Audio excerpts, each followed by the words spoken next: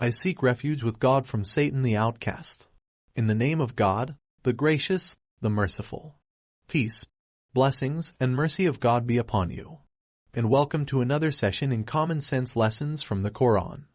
In this lesson entitled, Al-Islam, From Universal Way to Cultural and Traditional Identities, we want to discuss what Islam was created to be, which is a universal way, and what it has become in association with mankind as a whole, which, for the most part, is the cultural and traditional identities of most of those who call themselves Muslims.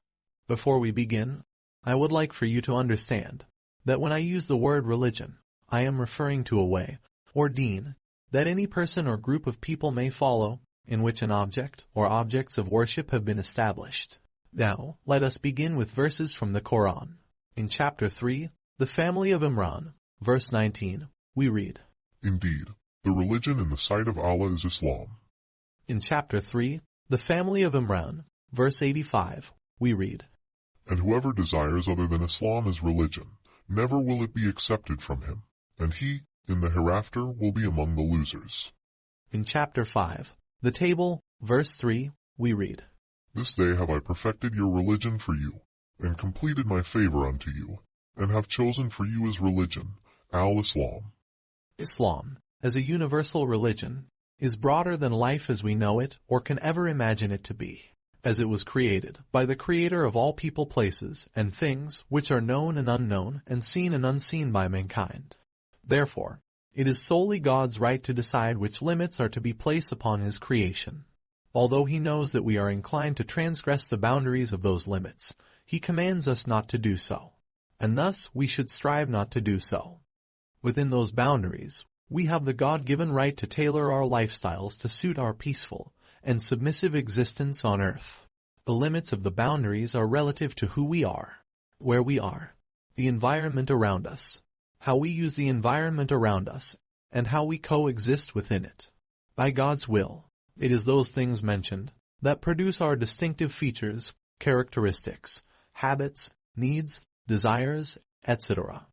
This was part of God's plan for what today has amounted to a global population of nearly 8 billion people, with varying qualities that are as innumerable as the stars. The purpose answered by God in one concise Quranic verse. In chapter 49, the inner apartments, verse 13, we read, O mankind, we have created you from a male and a female, and made you into nations and tribes, that you may know one another. Verily, the most honorable of you with God is that who has piety. Verily, God is all-knowing, all-aware. There it is, plain and simple. We are all the children of one father and mother, a male and a female. Thus, we cannot deny that we are all one family, even though God has made us of different nations and tribes. And as God mentions that He is measuring our honor by way of the piety we possess, the verse should be viewed or taken as marching orders, even though it is not a direct commandment. God also gave us our different colors or complexions or hues. In chapter 35, the originator, verses 27 to 28, we read, See you not that Allah sends down water from the sky, and we produce therewith fruits of varying colors, and among the mountains are streaks white and red of varying colors, and others very black, and of men and moving living creatures, and cattle in like manner of various colors. It is only those who have knowledge among His slaves that fear Allah. Verily, Allah is Almighty, oft forgiving. The above verses are also proof that our variations were instituted intentionally by God. Unfortunately, and generally speaking, mankind is troubled by these differences. This is mainly a psychological problem associated with ignorance, several types of foolish pride, and fear that spans far beyond race, color, and geographic locations, the evidence of which can be seen within any given continent, country, state, and city. Within several geographic locations, there may exist numerous nations, tribes, clans, and such. When initial observation is superficial, the inhabitants of the location may seem to be alike, but upon closer examination, one will find them bearing different qualities, habits, traditions, and such on various levels. These unique practices, qualities, habits, and traditions can be designated a people's cultural identity. God's statement, that you may know one another, should not be taken in passing or as lightly as the expression might seem. One need only acknowledge that God could have made us into one nation and tribe, all looking the same and with the same cultural practices, thereby making it a lot easier to know one another. Instead, He made us into many nations and tribes, then spread us out on the earth far and wide. He gave us several means of travel, and the ability to adjust to the environments in which He would settle us. There is evidence of a higher purpose written all over these differences in nature, traditions, and cultures.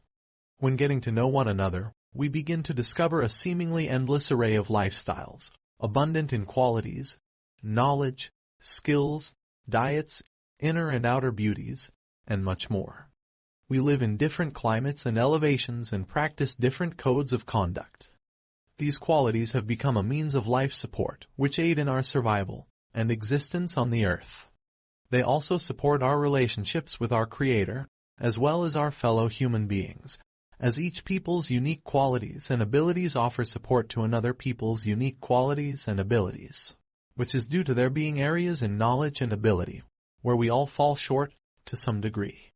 Only God is the exception to this rule, of course. God has endless knowledge, which cannot be contained by His entire creation. All mankind has is what He has taught or bestowed upon us thus far. It is apparent that, of the knowledge He has bestowed upon mankind, He has distributed it out in various parts and in various amounts. Although some of our cultural practices may seem distasteful or offensive to others, or may even seem to miss the mark for which God intended, the majority of people of any particular culture generally have good and humane intentions in mind concerning life. This is why you will find people who don't follow the same religion or way that you follow just as willing to offer you support as those who practice the same religion you practice, and often even more support, which is evident in the treatment of those who originate from so-called Islamic countries that live in the countries of those they accuse of being unbelievers or kafirun. The statement, that you may know one another, does not imply changing anyone from the manner in which we may find them living, as God is referring to the differences He has created and allowed. In addition, God has not given anyone the right to forcefully impose their will on anybody or any nation, with the intention of eliminating these differences which He has created in them as a people or in their cultural habits. By God's mandate, we are only given the right to invite and guide to the light of Islam peacefully, in the best ways possible, and this has nothing to do with the eradication of anyone's culture. In chapter 16, the B, verse 125, we read, Invite to the way of your Lord with wisdom and fair preaching, and argue with them in a way that is better. Truly, your Lord knows best who has gone astray from His path, and He is best aware of those who are guided. In fact, nowhere in the Qur'an does God give anybody the right to force change on a people, whether you like them or not. Therefore, everybody, Muslim and non-Muslim alike, have the right to practice their culture in the manner that they choose, as long as they are not harming or oppressing others, as God has revealed. In chapter 2, the cow, verse 256, we read, There is no compulsion in religion. Though Islam is a complete way of existence, that the jinn, mankind, and all creation have been commanded to follow, it is not merely an earthly way, but a way that extends beyond the universe, as well as beyond the knowledge of God's creation. Religious ways have always been targeted for rights of ownership by the people who were blessed to receive divine guidance by way of prophets, messengers, or inspired people in any given era. Once those who are commissioned to present the guidance have passed away, it doesn't take long for men to claim exclusive rights over the religion. Throughout history, the seizing of rights over religions were attained by way of deception, cruelty, and bloodshed, after which those in religious power would make adjustment in the revealed way, and use what they have established to their advantage, at the disadvantage of others, whom are forced or fooled into becoming subjects of the ruling class and religious leaders who have been compromised. Subjection to the one true God is virtually or totally eliminated. As is apparent in some religious ways, claims to rights of ownership are done subtly and indirectly. The most common and tactical claim over rights of ownership to a religious way becomes evident when those who have seized and host the religious way mix their traditional ways and cultural practices into the religious way. thereby making their culture and traditions part of the standard to be adopted by those wishing to follow the altered and corrupted fabricated way that has replaced the true religious way. Still, the fact remains that, where man-made religious ways can be contained, made traditional, and made cultural, the Islamic way is beyond the containment of the creation, and only containable by God, who is not of a culture, but the Lord and Creator of all cultures. And God makes His supreme and absolute lordship over all things clear several times throughout the Qur'an. In chapter 1, the opening, verse 2, we read, All the praises and thanks be to Allah, the Lord of all that exists. In chapter 6, the cattle, verse 38, we read, There is not a moving creature on earth, nor a bird that flies with its two wings, but are communities like you. We have neglected nothing in the book, then unto their Lord they shall be gathered. In chapter 24, the light, verse 41, we read, See you not, that Allah, He it is whom glorify whosoever is in the heavens and the earth, and the birds with wings outspread. Of each one He knows indeed his salat, and his glorification, and Allah is all aware of what they do. As revealed in chapter 6, verse 38, and contrary to the belief of many among us, there are other creatures, which are of the same species, that walk on land, fly through the air, and swim in the seas, that acknowledge God in their own way.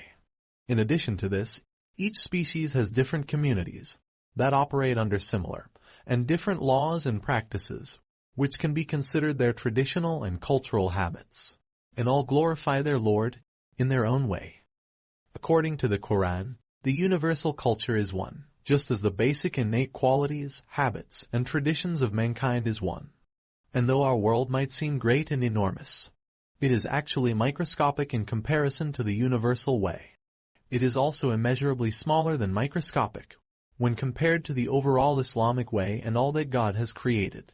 In addition, all births and creations initiate in an involuntary state of submission by nature. For example, consider the following. Every act performed by an infant is involuntarily and spiritually instinctive. Their acts are in total compliance with God's command for existence and self-preservation. The crying of the infant is the alert system that signifies its need for attention. The infant's instinctive pursuit to find the mother's breast for feeding, and the involuntary expulsion of bodily waste, are all performed in the state of Islam, which is total and peaceful submission to God's way, by doing as spiritually commanded by Him. And this is supported by what God has revealed in the Qur'an. In chapter 3, the family of Imran, verse 83, we read, Do they seek other than the religion of Allah, while to Him submitted all creatures in the heavens and the earth willingly or unwillingly, and to Him shall they all be returned. Now, let us venture back prior to birth and infancy. The sperm is commanded to penetrate and fertilize the egg.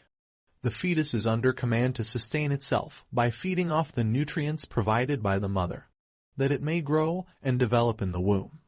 Then, after a certain period of time, it is commanded to depart from one realm of existence and to make its entrance into another realm of existence, which is life outside the womb.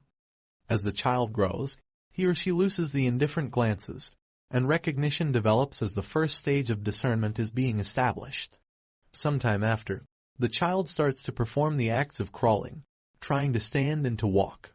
Still, throughout the ages of infancy and early childhood, not only is the child not voluntarily practicing the cultural and traditional practices of its parents, but he or she has no concept of culture or traditions.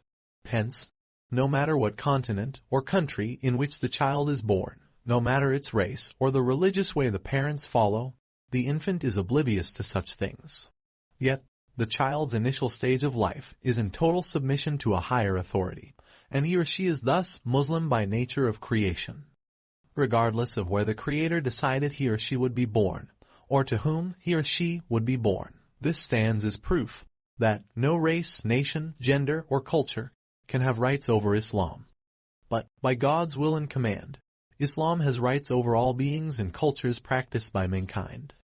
In several parts of the world, Muslims have mistakenly discarded their traditional cultures only to replace them with Arabian culture, thereby establishing it as part of the way needed to be practiced to be in compliance with the Islamic way.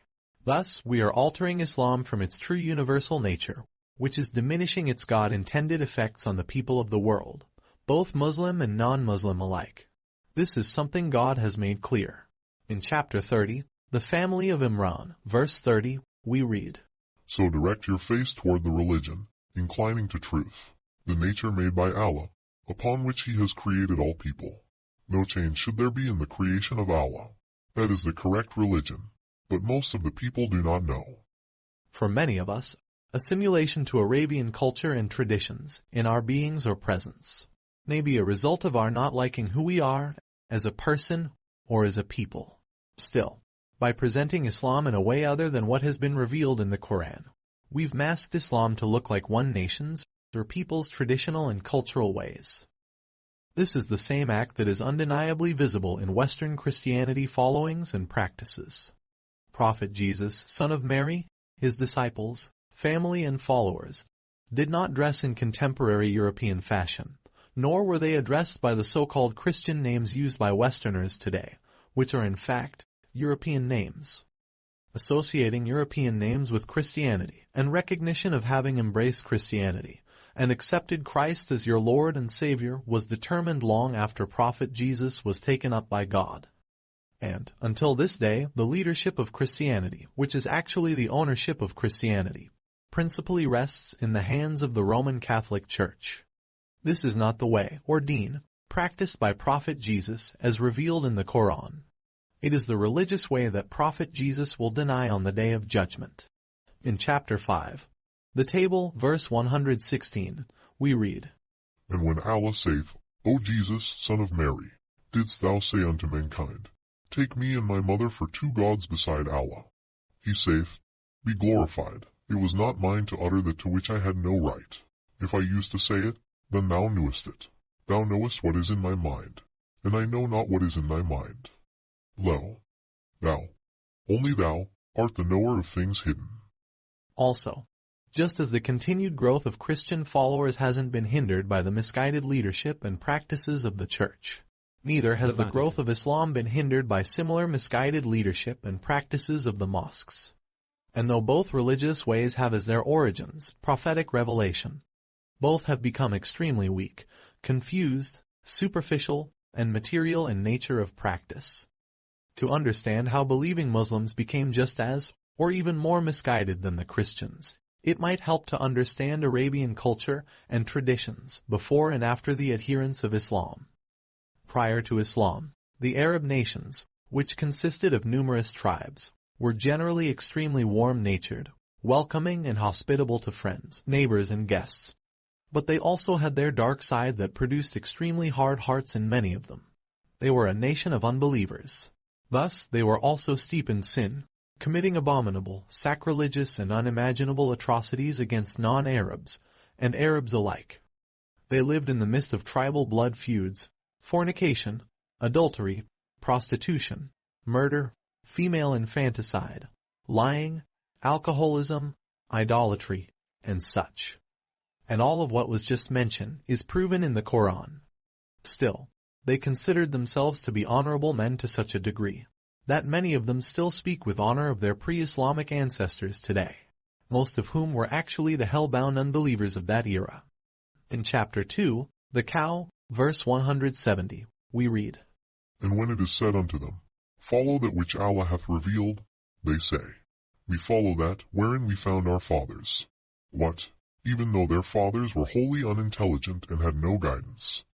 In chapter 6, the cattle, verse 148, we read, They who are idolaters will say, Had Allah willed, we had not ascribed partners, neither had our fathers, nor had we forbidden aught.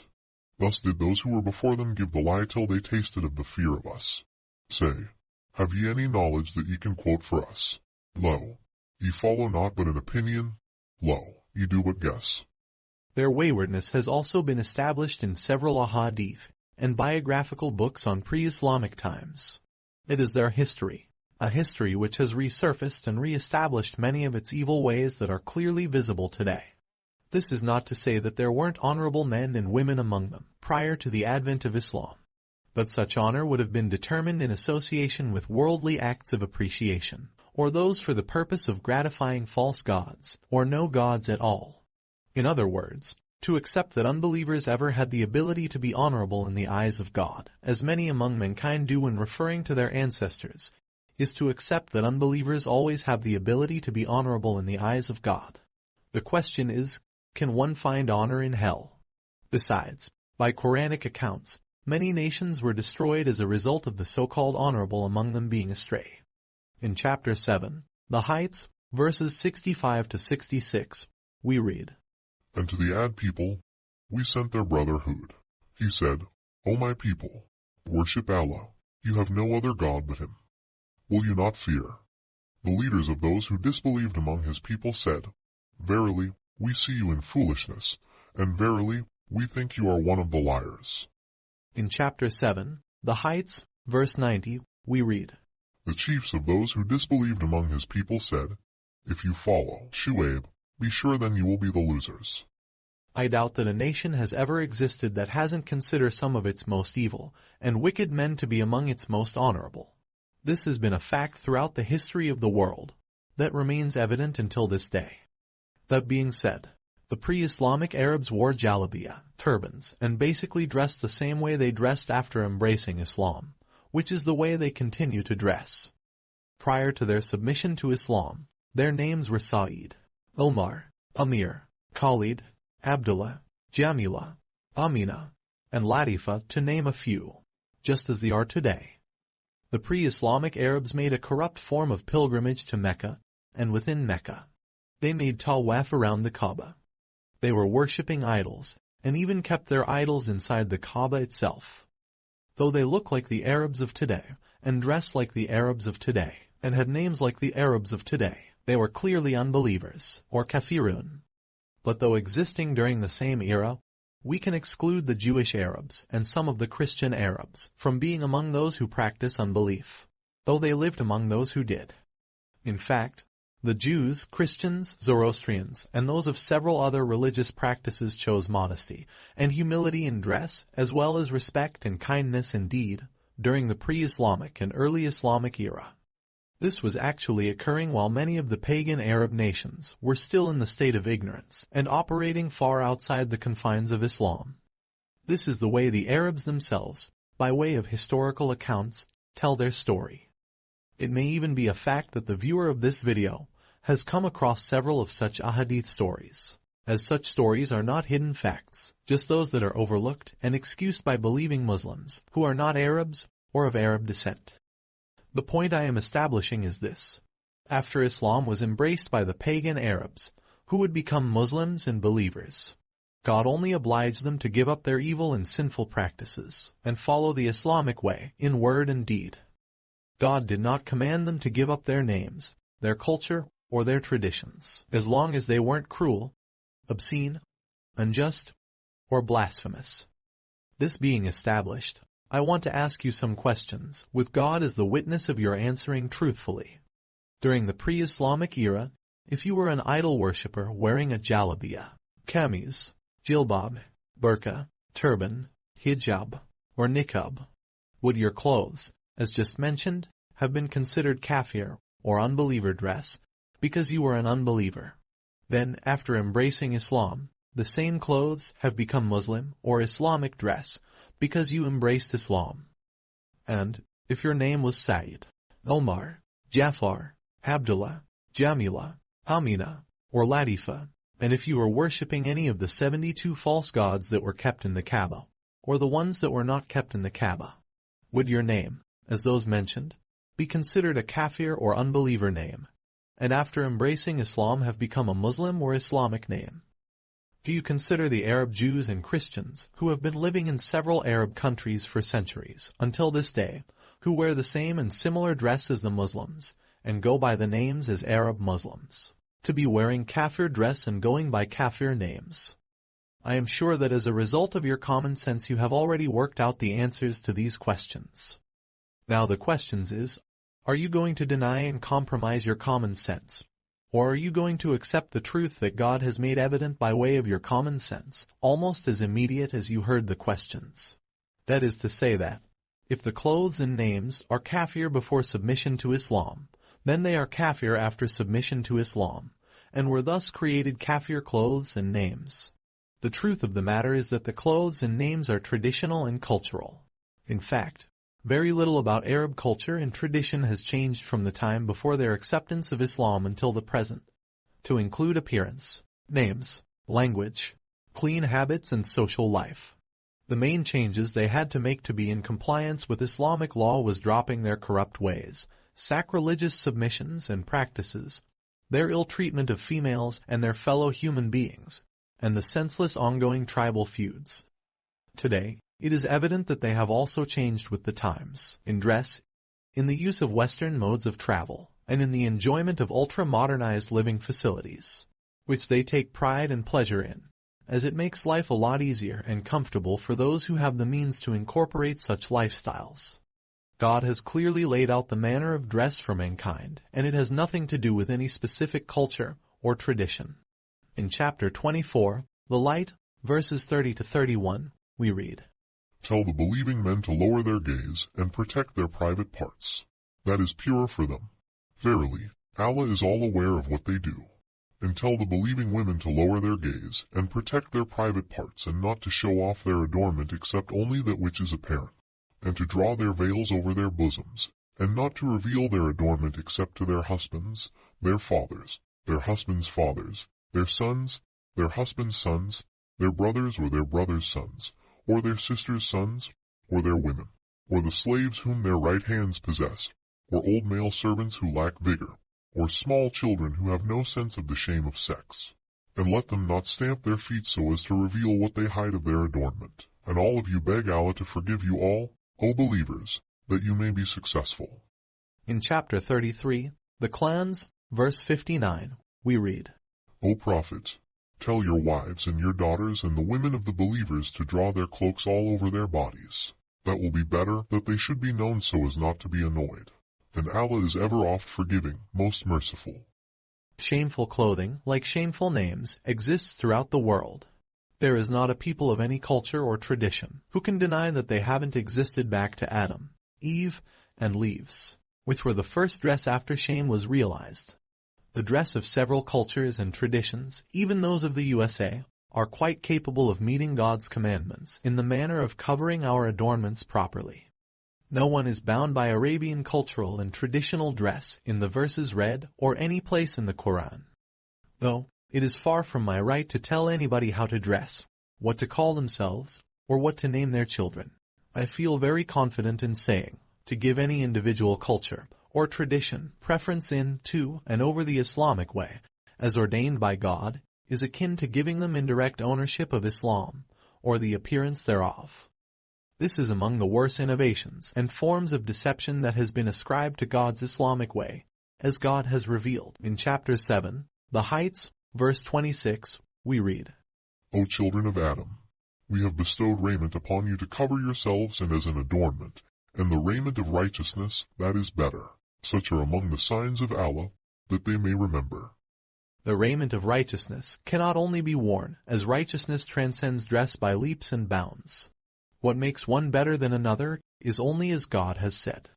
In chapter 3, family of Imran, verse 110, we read, You are the best of peoples ever raised up for mankind, enjoining the right and forbidding the wrong, and you believe in Allah.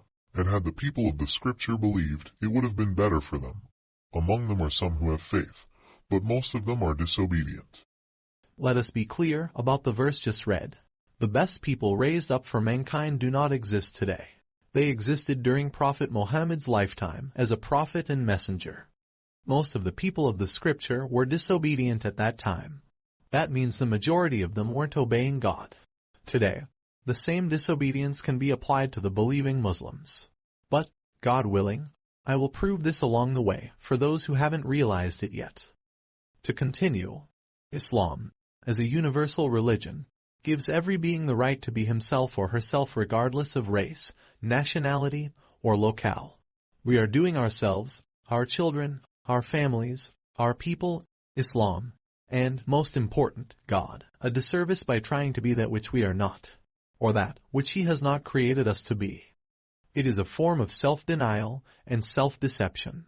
It upsets the spiritual balance within. This not only causes spiritual confusion, but it weakens the souls which is founded on truth and being oneself.